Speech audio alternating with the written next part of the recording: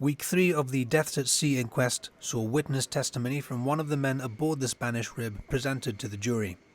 Several elements of Nordin Dris Lahsen's accounts run contrary to the evidence given by officers 1 and 2, the RGP coxswain and second-in-command, on the night of the collision. The coroner advised the jury that it has not been possible to bring Mr. Dris to Gibraltar and that the inquest only had his written testimony to go by. As such, it was to be considered hearsay evidence, as lawyers for other parties would not have the opportunity to question him or test the evidence. In his statement, taken in 2020, the Ceuta resident said, on the night in question, he and 3 others boarded the RHIB off the Atunara port, around 3 kilometres north of Gibraltar, with the previous crew telling them there was an issue with one of the vessel's 4 motors. He says they were testing the boat's engines when the RGP vessel approached and engaged them in a chase. He claimed the police boat went directly for them and rammed them.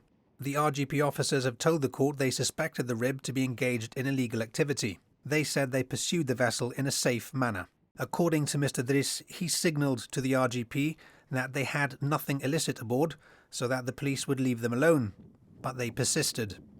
The Spaniard claims his boat was taking evasive action to avoid being hit by the police until the engine gave out and the RGP RHIB went over the top of them.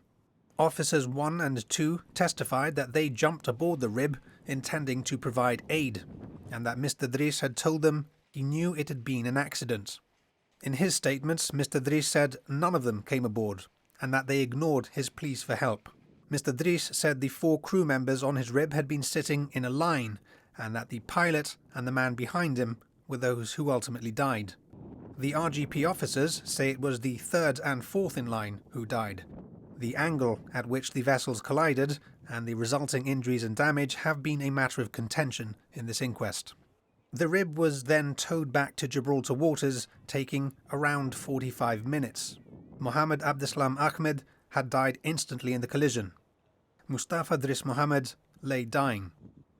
Nordin Dris said, "The police had no pity for us. They just left us there." In his statement, he said he could still see the faces of those who died, and that he would cry like a child in the shower. He said he couldn't sleep at night. Mr. Dris was complimentary of the treatment he said he received from customs, who received the RHIB upon its arrival and who tended to his uncle, although he was later pronounced dead. Today, the inquest also heard from the RGP's former marine engineer, Andrew Watson. Officers 1 and 2 have maintained that they believed they were in Gibraltar waters throughout the entire incident, with the coxswain telling jurors he believed the AIS, a navigation device, switched on automatically when the boat's power breaker was switched on.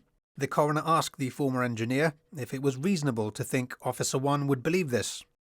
He said, "No, every piece of equipment needs to be switched on individually."